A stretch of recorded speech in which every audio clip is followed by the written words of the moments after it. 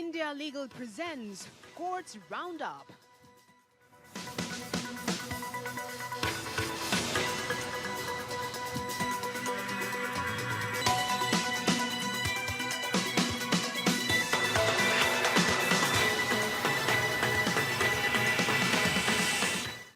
Doctor ortho Ayurvedic oil and capsule, अब दर्द भी घुटने टेकेगा। करूर भगदड़ मामले में सुप्रीम कोर्ट ने मद्रास हाई कोर्ट के फैसले पर पुनर्विचार करने से किया इनकार। हाई कोर्ट की भूमिका और अधिकार क्षेत्र पर उठाए सवाल।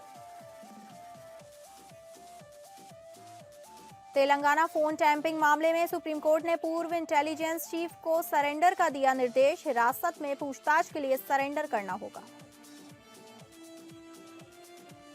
कोविड में जान गंवाने वाले डॉक्टरों को मिलेगा बीमा लाभ। प्रधानमंत्री गरीब कल्याण पैकेज के तहत मिलेगा लाभ। कोर्ट ने कहा कि डॉक्टरों और स्वास्थ्य कर्मियों के बलिदान को कभी नहीं भुलाया जा सकता। सीजेआई सूर्यकांत ने न्यायाधीशों द्वारा पूछे गए प्रश्नों का गलत अर्थ निकालने की प्रवृत्ति पर जताई चिंता। कहा, मैं सख्त व्यक्ति मैं हूं और टिप्पणियों से डरता नहीं।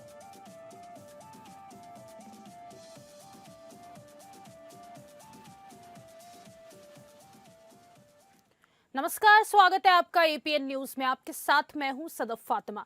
कोर्ट्स राउंडअप देख रहे हैं। अगले आधे घंटे हम सुप्रीम कोर्ट, हाई कोर्ट और तमाम निचली अदालतों की खबरों को आपके सामने रखेंगे। तो चलिए शुरू करते हैं courts roundup. India Legal presents Courts Roundup.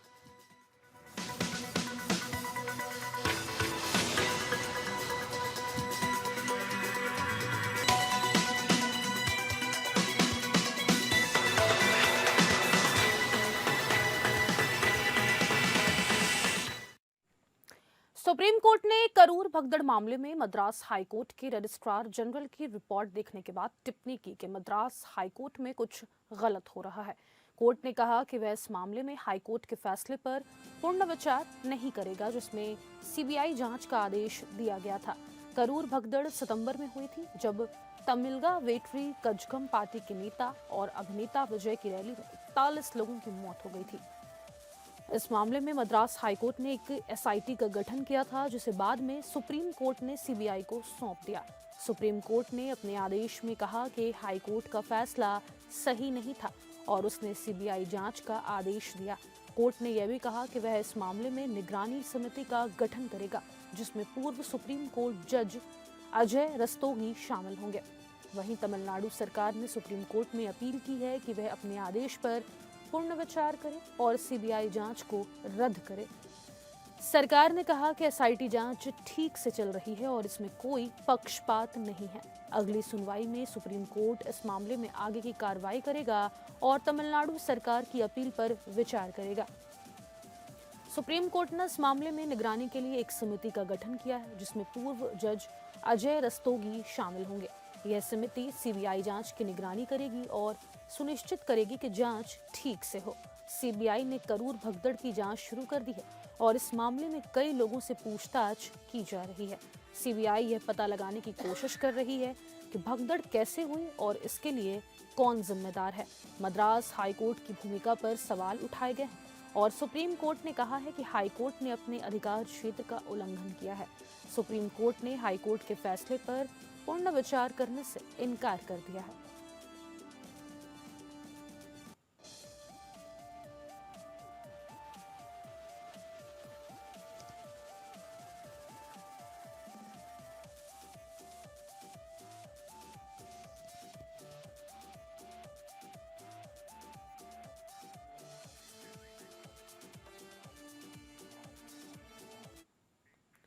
Supreme court ने तेलंगाना राज्य इंटेलिजेंस ब्यूरो के पूर्व प्रमुख टी प्रभाकर राव को कथित अवैध फोन टैपिंग मामले में हिरासत में पूछताछ के लिए शुक्रवार सुबह 11 बजे तक हैदराबाद के जुबली हिल्स पुलिस स्टेशन में सरेंडर करने के निर्देश दिए हैं। जस्टिस बीवी नागरत्ना और जस्टिस आर महादेवन के बेंच ने यह आदेश राज्य के इस आरोप के मद्देनजर दिया कि राव के iCloud अकाउंट से कोई इलेक्ट्रॉनिक डेटा बरामद नहीं किया जा सका।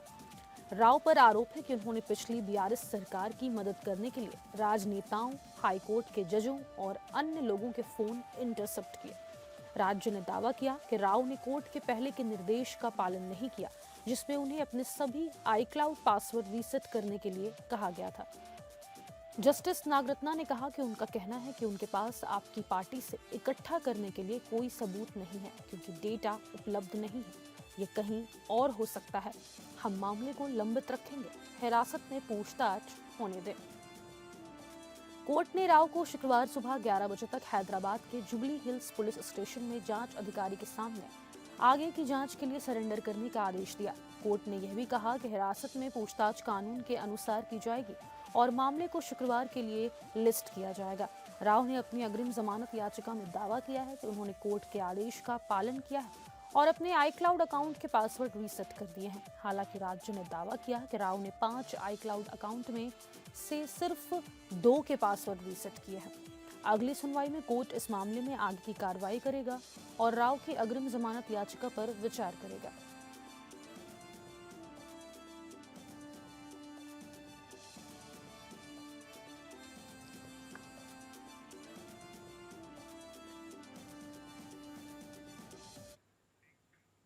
सुप्रीम कोर्ट ने हाल ही में एक महत्वपूर्ण फैसले में कहा है कि वो कोविड-19 महामारी के दौरान जान गंवाने वाले डॉक्टरों और स्वास्थ्य कर्मियों के परिजनों को प्रधानमंत्री गरीब कल्याण पैकेज के तहत बीमा लाभ मिलेगा।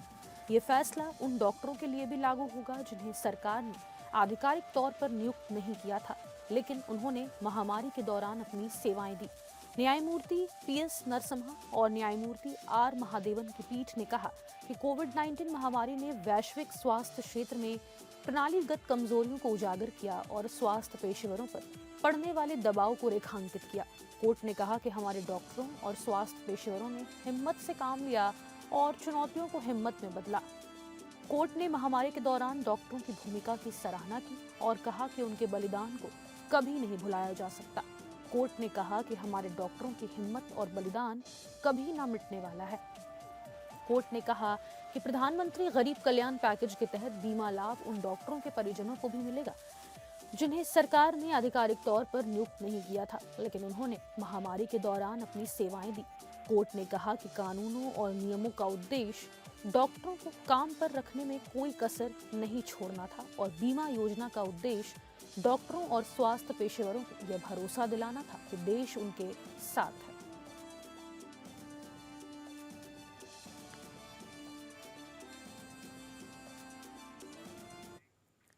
सुप्रीम कोर्ट ने केरल हाई कोर्ट के उस फैसले पर रोक लगा दी है जिसमें कहा गया था कि मुनम्बम की जमीन वक्फ संपत्ति नहीं है।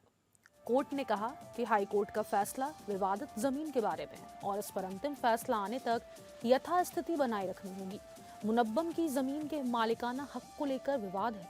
केरल वक्फ बोर्ड ने 2019 में इस जमीन को वक्फ संपत्ति घोषित किया था, जिसे हाई कोर्ट में चुनौती दी गई थी। हाई कोर्ट ने अपने फैसले में कहा था कि यह जमीन वक्फ संपत्ति नहीं है और वक्फ बोर्ड की ओर से इसकी अधिसूचना अवैध है। सुप्रीम कोर्ट ने अपने आदेश में कहा कि हाई कोर्ट का फैसला विवादित जमीन के बारे में है और इस पर अंतिम फैसला आने तक यथास्थिति बनाए रखनी होगी। कोर्ट ने कहा कि वह हाई कोर्ट के फैसले के खिलाफ दायर याचिका पर 27 जनवरी को सुनवाई करेगा। कोर्ट ने कहा कि वक्फ ट्रिब्यूनल को इस मामले में फैसला करने का अधिकार है और हाई कोर्ट को इस मामले में दखल नहीं देना चाहिए था। कोर्ट ने कहा कि वक्फ ट्रिब्यूनल के पास इस मामले में सबूत और गवाहों को सुनने की क्षमता है और वह इस मामले में फैसला कर सकता है। कोर्ट ने कहा कि वह इस मामले में अगली सुनवाई 27 जनवरी को करेगा और तब तक यथास्थिति बनाए रखनी होगी। कोर्ट ने कहा कि वह इस मामले में सभी पक्षों को नोटिस जारी कर रहा है और उन्हें अपना पक्ष रखने का अवसर देगा।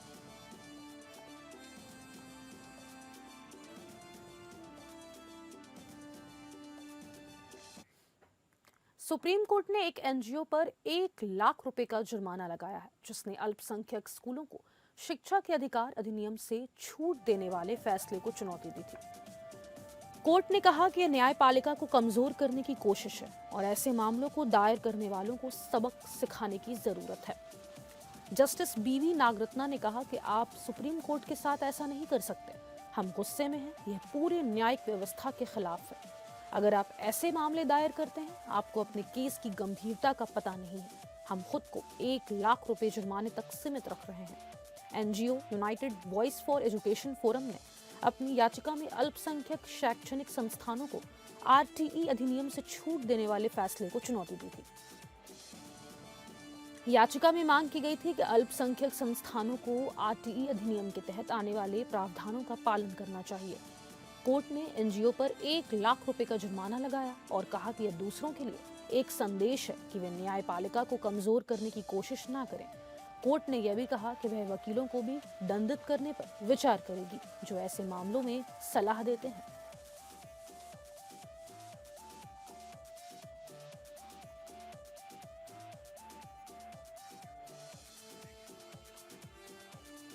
आगे बढ़ेंगे जहां पर प्रधान न्यायाधीश सूर्यकांत ने कहा है कि यह एक बहुत ही सख्त व्यक्ति हैं और अदालत के कार्यवाही पर सोशल मीडिया पर की गई टिप्पणियों से प्रभावित नहीं होते हैं।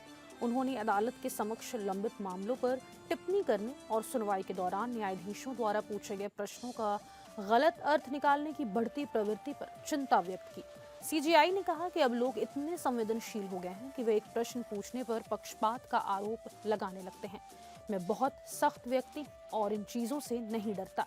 उन्होंने कहा कि न्यायालय को कुछ चीजों का विश्लेषण करना पड़ता है और कभी-कभी अदालत में हाइपर एनालिटिकल स्थितियां बनाई जाती हैं। सीजेआई ने स्पष्ट किया कि न्यायिक प्रश्नों का उद्देश्य दोनों पक्षों की दलीलों की ताकत को परखना है और ये अदालत के अंतिम निर्णय को नहीं दर्शाते हैं।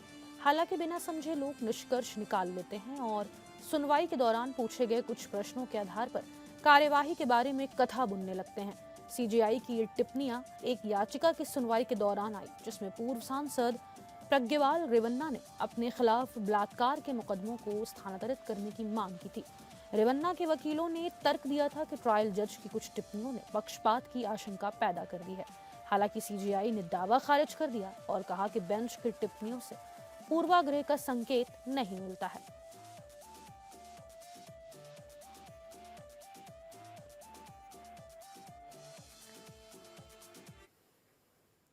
इंडिगो एयरलाइन ने दिल्ली हाईकोर्ट में एक याचिका दायर की है जिसमें लगभग 900 रुपए करोड़ के कस्टम ड्यूटी की वापसी की मांग की गई है।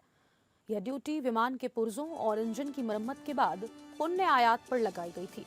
न्यायमूर्ति शैल जैन ने इस मामले से खुद को अलग कर लिया क्योंकि उनका बेटा इंडिगो में पायलट है।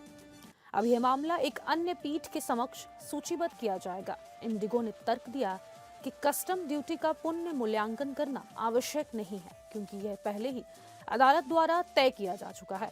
एयरलाइन ने कहा कि कस्टम अधिकारियों ने एक ही लेन देन पर 2 बार कर लगाने की मांग की जो असंवैधानिक है। दिल्ली हाईकोर्ट ने मार्च 2024 में एक फैसले में कहा था कि विदेशी मरम्मत के बाद विमान और विमान के पुर्जों का पुण्य आयात सेवाओं का आयात है, न कि वस्तुओं का। अदालत ने कहा था कि एक बार लेन देन पर जीएसटी के तहत कर लगाया गया है तो राजस्व कस्टम टैरिफ अधिनियम के तहत अतिरिक्त कर नहीं लगा सकता है। अब यह मामला एक अन्य पीठ के समक्ष सूचीबद्ध किया जाएगा जो इस पर सुनवाई करेगी और फैसला सुनाएगी।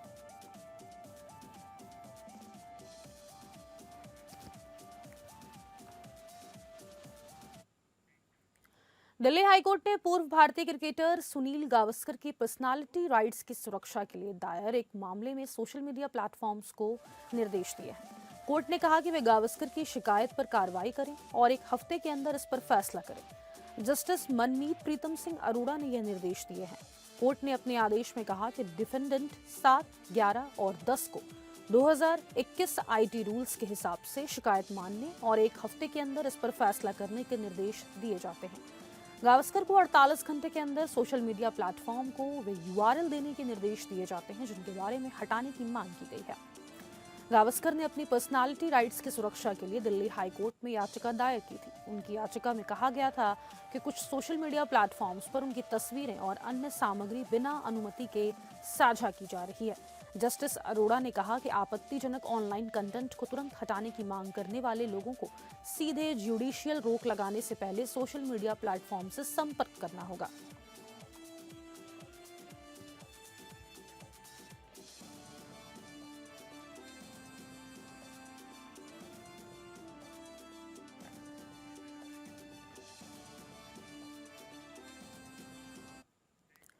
और कोर्ट्स राउंडअप में फिलहाल के लिए इतना ही। मुझे दीजिए इजाजत। नमस्कार। India Legal presents Courts Roundup.